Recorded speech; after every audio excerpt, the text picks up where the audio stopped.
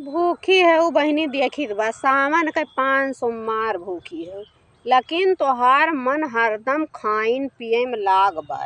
कराइलैया मूंगफली के दाना और आलू साबूदाना न जानी काव काव खाली तू दिन भर खाइन में तोहार ध्यान रहत है।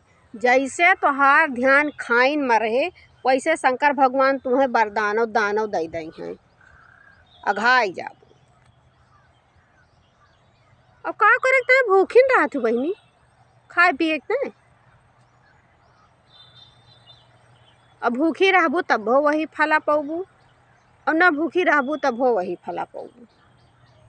केहू का आजकल नीक मर्द नहीं मिलत बा। नीक मर्द मिले के मतलब ई है कि घरों दुआर संपन्न रहे, नौकरी वाला रहे और नौकरी वाला रहे तो तुका करिए कलूटा मिले, चाहे जितना तू 5 के बदला 11 सोमवार भूखी रही लेबू। अगर भगवान प्रसन्न होएगे तो अपनी नाय वरदान दे हैं तुमका, यका ध्यान दे रहू हमार बात।